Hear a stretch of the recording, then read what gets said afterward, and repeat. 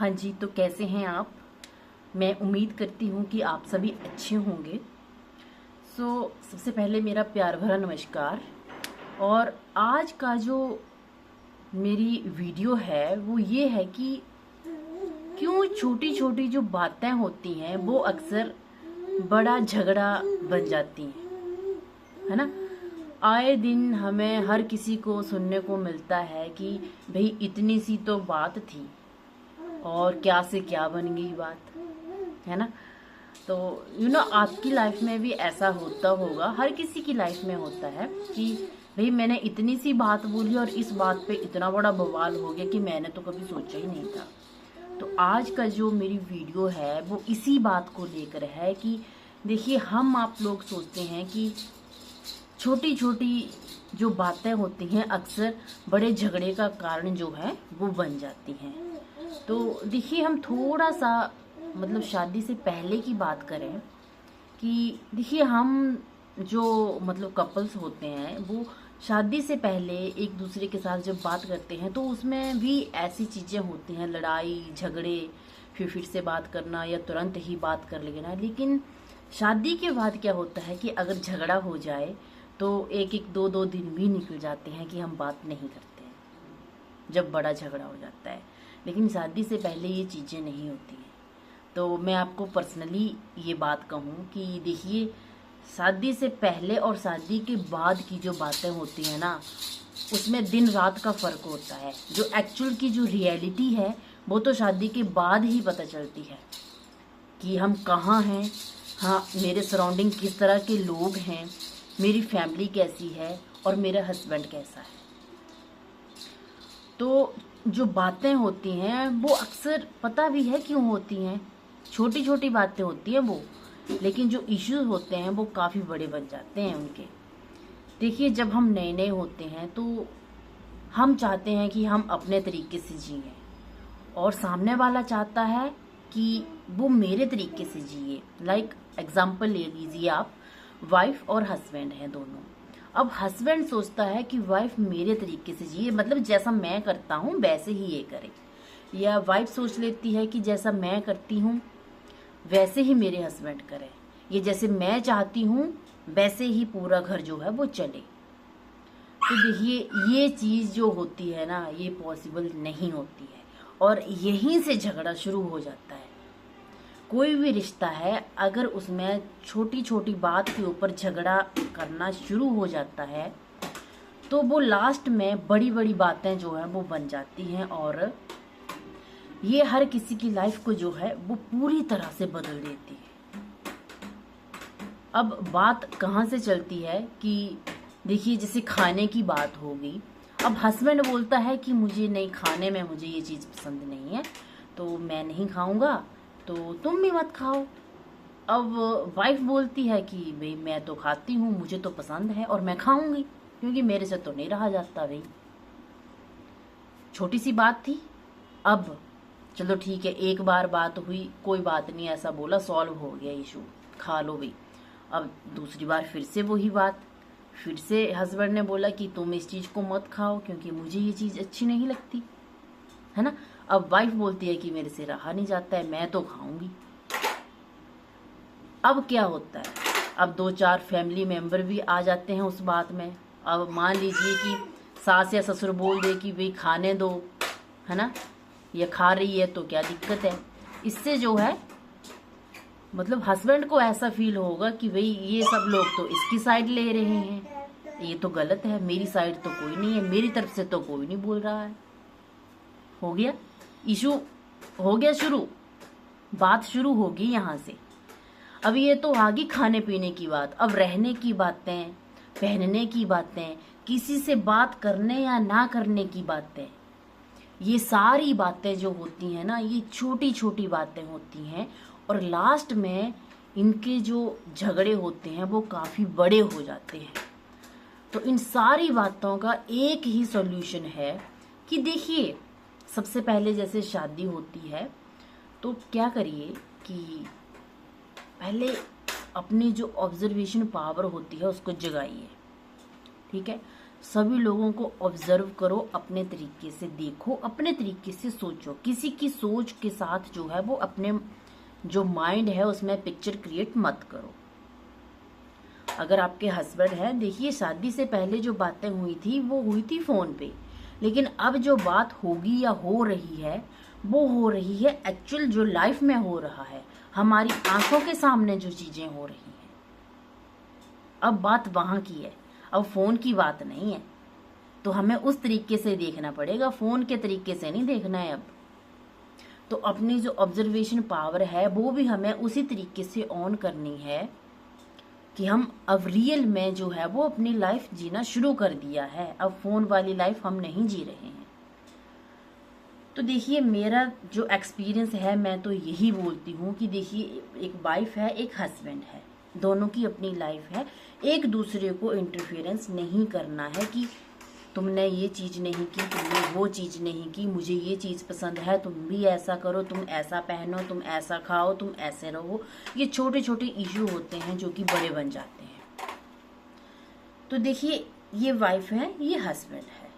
अब वाइफ अपने तरीके से जीना चाहती है, हस्बैंड अपने तरीके से जीना चाहता है। तो इसमें क्या फ़र्क है, इसमें क्या हर्ज है?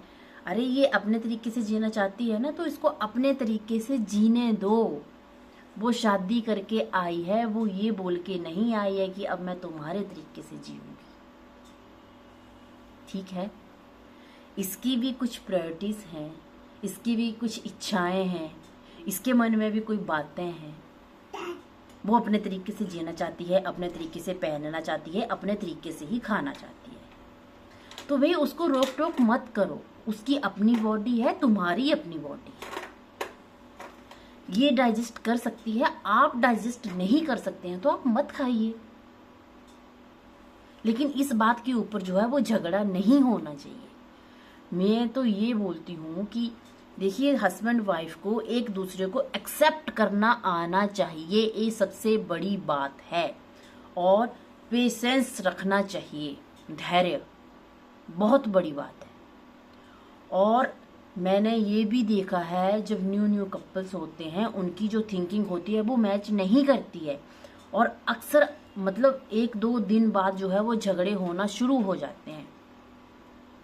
और वो यही रीजंस हैं, क्योंकि एक बोलता है मेरे तरीके से जियो, दूसरा बोलता है मेरे तरीके से जियो।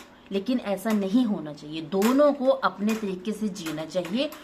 और इम्पोर्टेंट बात कि दोनों को एक दूसरे को एक्सेप्ट करना चाहिए कि ठीक है तुम्हारी लाइफ, तुम ऐसे करो।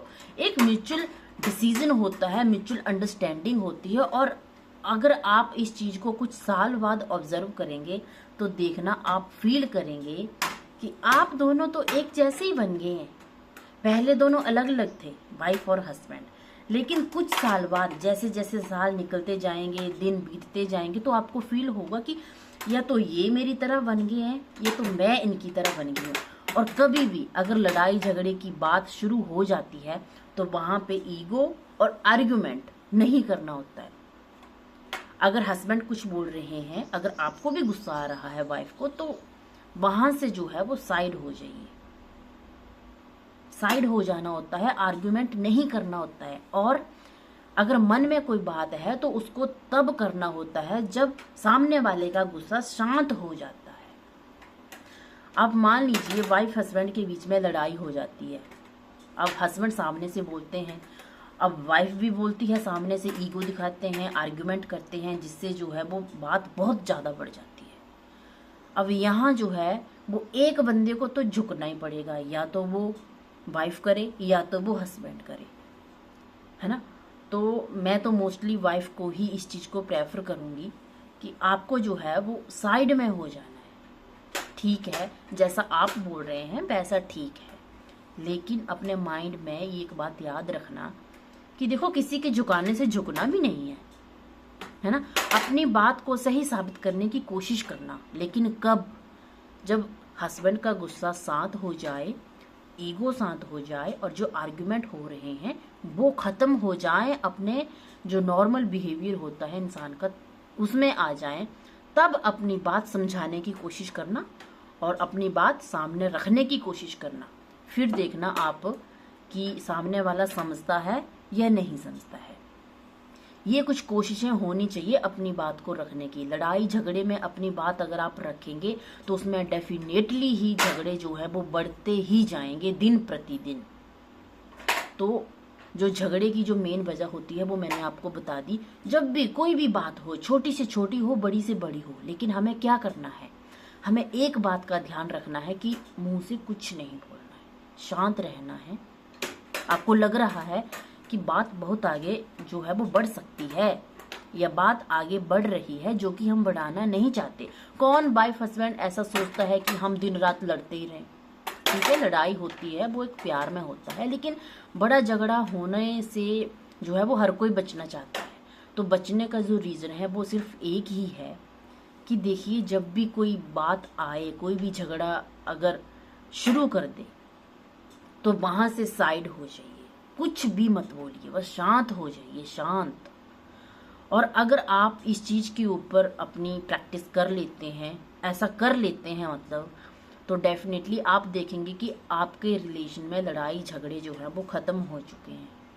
तब आप फील करेंगे कि वो टाइम कैसा था जब हम ऐसी लड़ाइयाँ करते थे, और आज का टाइम कैसा है कि हम एक दूसरे को एक्सेप्ट करते हैं। देखिए, हम किसी को बदल नहीं सकते, किसी से उसका हक छीन भी नहीं सकते, लेकिन सामने वाले को एक्सेप्ट करना वो हमारी जिम्मेवारी है। और ये सबसे बड़ी जो बात है वो यही होती है कि हमें जो एक्सेप्टेंस होती है वो हमें हजम नहीं होती है, और ये चीज़ बहुत ज़रूरी है रिलेशन। तो ये थी कुछ बातें अपने रिलेशन को स्ट्रॉन्ग बनाने की, बड़े बड़े झगड़े से दूर रहने की, छोटी छोटी बातों को सुलझाने की। ये मेरा एक्सपीरियंस है। तो आप मुझे कमेंट में ज़रूर बताएं कि आपके साथ ऐसा हुआ है या ऐसा होता है। तो यही थी कुछ बातें मेरी इस वीडियो को लेकर। तो आपको मेरी वीडियो कैसी लगी कमेंट में भी ज़रूर बताएं। और मैं हर वीडियो में ये बोलना चाहती हूँ कि देखो भी, अपने जो रिलेशन होता है पति पत्नी का, उसमें काफ़ी ज़्यादा कॉन्फ्लिक्ट्स आते हैं, लेकिन उनको सॉल्व करना, उनको समझना एक बहुत बड़ी बात है। और हमें दिन प्रतिदिन इन चीज़ों को समझने की कोशिश करनी चाहिए, क्योंकि हर किसी में झगड़ा जो है वो नॉर्मल बात है, होता है। लेकिन बड़े झगड़े की तरफ से पीछे हटना ये हमारी उपलब्धि होगी। तो कमेंट में ये भी बताएं कि नेक्स्ट जो टॉपिक होगा वो किस बात पे होगा, ताकि मुझे भी पता चले कि हाँ, ये इस टॉपिक के ऊपर जो है वो मुझे वीडियो ज़रूर बनानी चाहिए। तो आपकी क्या राय है मुझे कमेंट में ये भी बताएं, है ना। तो मिलती हूँ मैं आपके साथ एक नई वीडियो के साथ, नए विचार के साथ। तब तक आप लोग रखें अपना ख्याल। जय Shri Ram. Like and subscribe.